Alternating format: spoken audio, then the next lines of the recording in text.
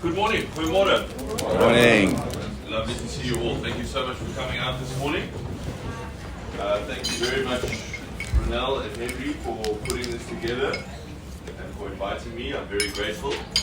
And I also see our colleague Teresa Ace here. I hope I'm not missing anyone else. I haven't yet gone to all the tables, but I think it's only Teresa from Council. Teresa is our mayoral committee member for corporate services and doing a wonderful job there as well. So folks, thank you very much for coming this morning. I really appreciate it. I'll say a few words about what we are trying to do in Cape Town, what our priority areas are, and then I'll answer your questions and we can chat some more over breakfast, and I'll spend some time coming to the tables, and maybe if you have some more questions you can ask me there as well. But I just want to go back to the decision that I took to stand to be the mayor of Cape Town, which I appreciate might seem a little bit pivot. And it actually all started in lockdown in 2020 when I think, like many of us, we were feeling a real sense of concern about the direction of the country, the trajectory that our country was going in, and primarily as the father of a young daughter, I thought you really do come to a decision point about what the future holds for our children and for our grandchildren. And I know that many of us, if not most of us, have at least thought about that over the last couple of years. And after lockdown, or during lockdown, I had obviously a lot of time to think. And I thought, Cape Town is such a wonderful place to live, such a beautiful place to grow up, that it is absolutely worth making sure that Cape Town is the place that shows the example to the rest of the country of what South Africa is capable of. And that if we are going to turn around this direction that we are concerned about and answer all of those anxieties in our mind, that this is the best place to do it. We have the best foundation here. We have a place that everyone in the world knows about, even if they don't even know where South Africa is, they know about Cape Town. Yeah. It's a place where everyone wants to come and visit. We have fantastic people. Importantly, we have a professional civil service. I often say that the most important thing that the DA has done in Cape Town, put aside everything else, we've protected the professionalism of the civil service. And we have not captured it through cadre deployment. So we've got all this foundation on which to build. And so I felt a very strong conviction, a passion really, that if we could show progress in Cape Town towards the kind of society that all of us believe in our hearts that South Africa is capable of, then it would be important for Cape Town, it would be great for Cape Town actually, but it would also send a message to the rest of South Africa that this is possible where you live as well. Even if you live in Kimberley or Bloemfontein or Nelspruit, it doesn't matter. You have to be able to believe with a real sense of hope, not just based on wishful thinking, but actually based on an example that South Africa can move forward. And that's what we want Cape Town to be, that example. So it's not just about Cape Town, but obviously we are here in Cape Town, so it is important, it's extremely important for us as well. And so when I had that conviction, I also thought, how do we go about doing that? It's also not good enough to just be head and shoulders above the rest in South Africa, to be above average, when average is so pathetically low in South Africa, in government. And so the other part of that strong conviction was to say, you cannot be satisfied with being better than average, you have to be excellent, you have to strive for excellence. You have to answer those questions that if I say to you, what is it really that is making you anxious about South Africa's future? What are those things? And I can bet if I do a little survey and we put our answers in a hat, most of our answers will be the same. Crime, load shedding. Is there a growing economy that can give opportunity to our kids? And so I thought those are the three things that make me most anxious. And so we've got to address those three things up front in Cape Town.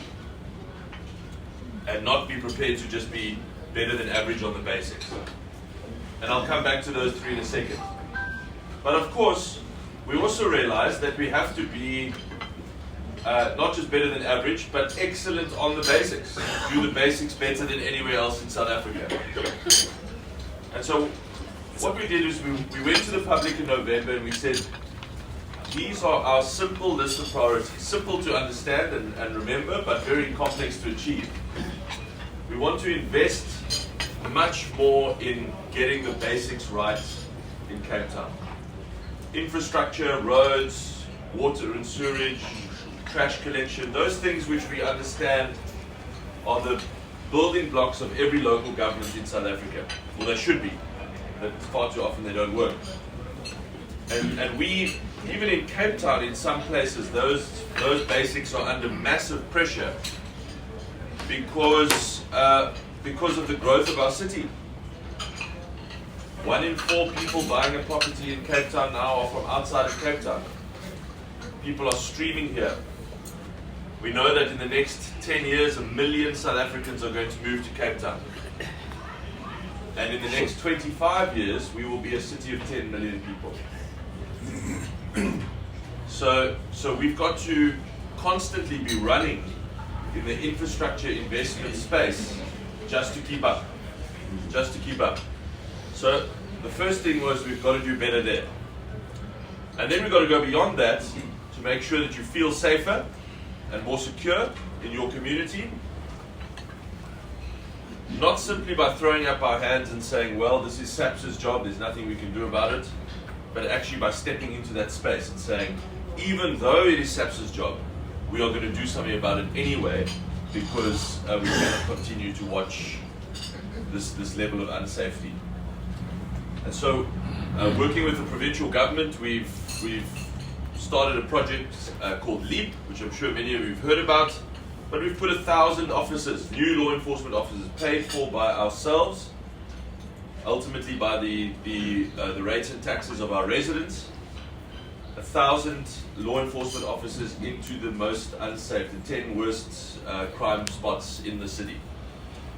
And on top of that, in our very first budget, in the first 6 months in this new city government, we've added to that with 150 law enforcement officers, 25 traffic officers, 89 of what we call protection officers. Those are new officers who are going to go with our service delivery teams, be it sewage teams or water teams or electricity teams, so that they can deliver services quicker and not have to wait for a SAPS escort in some of the more dangerous areas in the city. In fact, we're even going to help ambulances to get to those areas so that they can deliver emergency medical care sooner.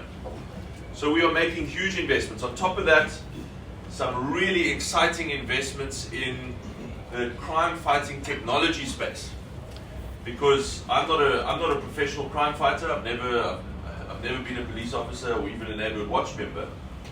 And when I became mayor, I went to the chief of the Metro Police and I said, right, how many more people do you need? Thinking we were about to write a very big check. And he said to me, wait a minute, before you just hire people, yes, we need more boots on the ground, but you're going to get much bigger bang for your buck with technology. So we've done a 36 million rand procurement for drone technology in the skies above Cape Town, 24 hours a day, which is starting on the 1st of July. We will run it for 8 months and see what the results are before we commit to any longer term. But the potential is very significant. That technology will have infrared cameras so that it can see at night. It'll have absolute wall-to-wall coverage of the city's territory. it will give us a real upper hand in the fight against criminals. We're doing 60 million rand in additional CCTV rollout just in this year. 18 million rand for body cameras for all of our officers. We will be the first law enforcement agency in the country to have body cameras on our officers. That doesn't help with fighting crime, but it helps with showing that we are professional and accountable. That we are committed to the rule of law. To license plate recognition cameras in all of our vehicles, our traffic vehicles and law enforcement vehicles, so that they can pick up license plates live as they are driving, and see if there's someone with an outstanding warrant or a vehicle that's being looked for, stolen vehicle, whatever the case is. So some big, exciting investments in the crime tech space, deliberately going to step into that space that is increasingly, sadly, being vacated by SAPs as they withdraw resources, their budgets are squeezed around the country, officers are being cut, and detectives, most crucially detectives, are just totally swamped, unable to cope with the number of cases that they have to handle. Then, you will have heard me talk about this, no doubt about it, but I'll just summarize it briefly. A personal obsession of mine is making sure that Cape Town can end load shedding. And this is not just about the inconvenience to you and I when we want to cook dinner at night. It's actually quite nice to have to braai every night, eh? It's not about that. It's about what it does to our economy. There is no way. It's actually, frankly, a bit of a joke to even talk about economic growth in South Africa when you cannot supply electricity. There's no economic growth that can possibly happen in an economy that cannot power the businesses it already has. So it is absolutely all about achieving much faster economic growth in Cape Town so that we can get more people out of poverty. So I know that all of the talk that you hear every day from politicians about economic growth is all frankly lip service until we can sort out load shedding. That is the starting point. So I've set a very ambitious goal. No city has set such an ambitious goal yet, and it is going to be difficult. But I'm determined that we have to do it because I just simply have very little faith. As much as I have huge respect for Mr. Director and speak to him often, I think that he is trying to turn around a company that is just broken. And that his hands are tied behind his back while he's doing it, because he can't do what he needs to do. So I've got no faith that Eskom is going to fix load shedding. We are going to have to do it ourselves, and we are going to do it. So we've already got our first call for bids for independent power producers out for between 200 and 300 megawatts of new non-Eskom power. Later this year, we will go out to tender on a storage and dispatchable power bid. Those in the industry will know what dispatchable power is. It's essentially, in a nutshell, power that you can use whenever you need it, that you can switch on and off. Which of course, renewable energy is not, unfortunately, like that. And then finally, we'll go out to tender on something called contracted demand management. And very importantly, to the businesses in the room, we have made a major policy shift, which is, because it's so technical, it is not getting out there. The word is not spreading fast enough. But previously, Cape Town was the first city in the country that actually allowed you to run up a credit for power that you sell back to us. And you could run up that credit until your municipal bill went to zero. But we were not allowed to, we couldn't find a legal way to actually pay you money. So we couldn't let you run the credit further than zero.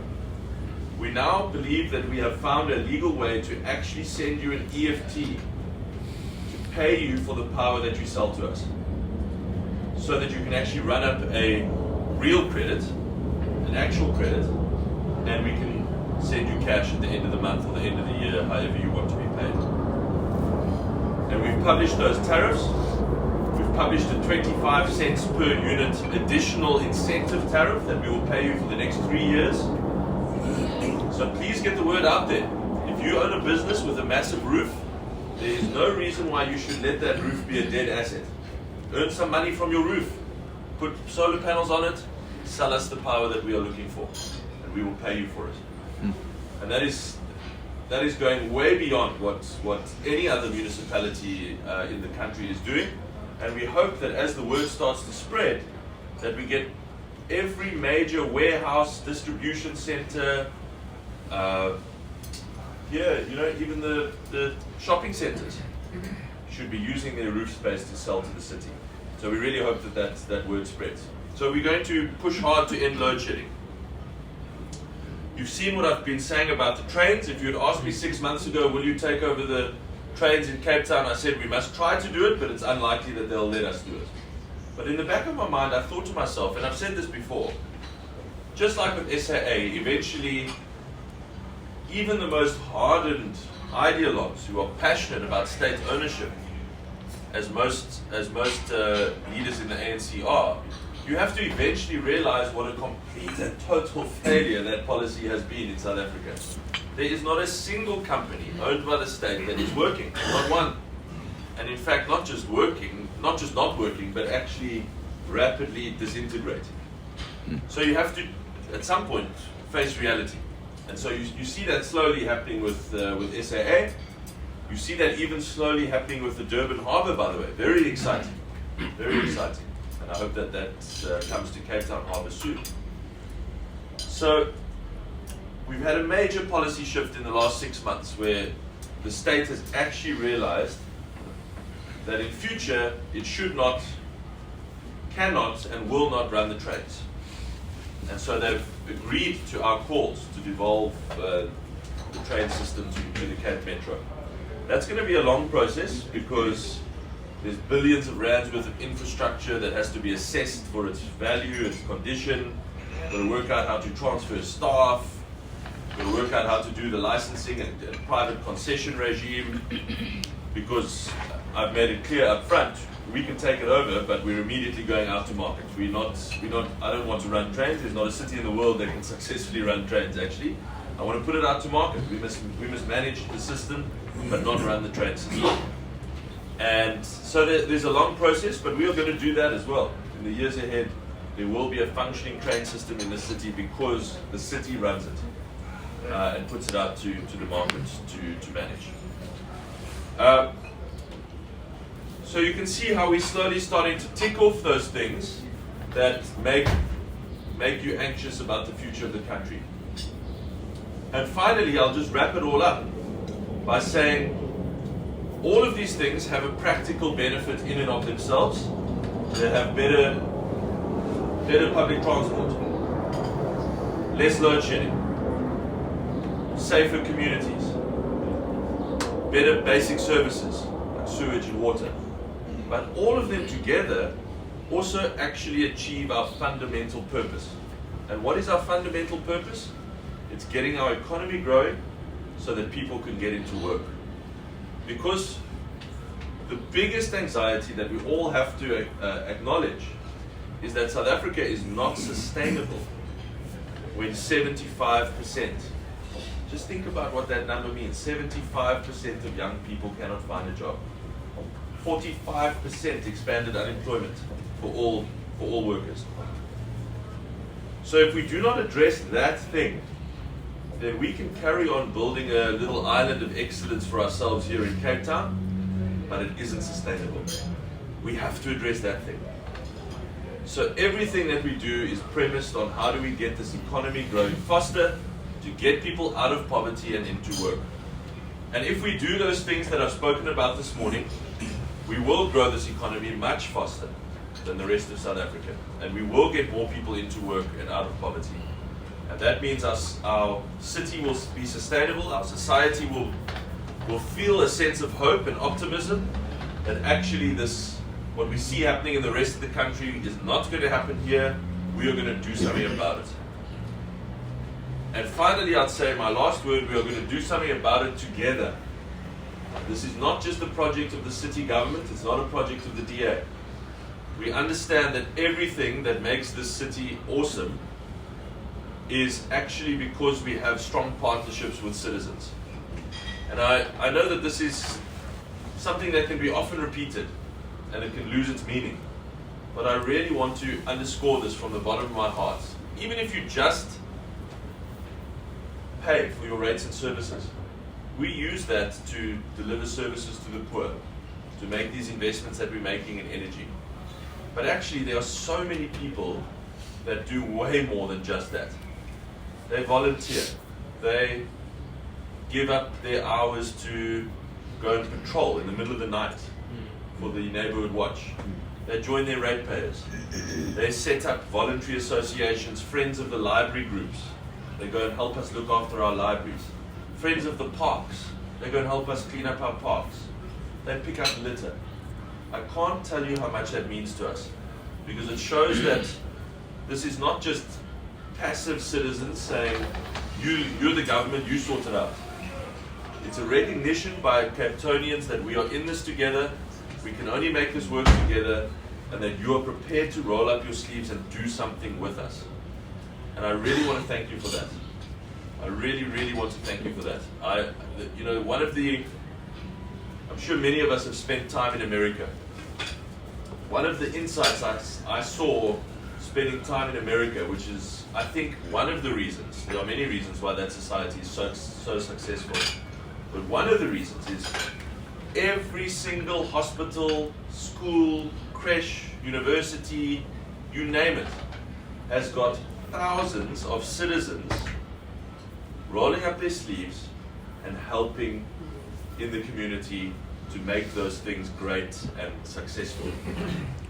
You will not find a single school or library or park or university, goodness, they're passionate about those, that doesn't have thousands of parents and citizens and volunteers helping out. I really think that is a fundamental building block for a great and successful society. And we have that in Cape Town. We do have that in Cape Town. I think it is part of what sets us apart in the country. So for all of you who are involved in your community, beyond just attending this morning, but to do so many other things, thank you very much. You now have an idea of what we are trying to do in Cape Town, and I'm happy to answer your questions. Thank you.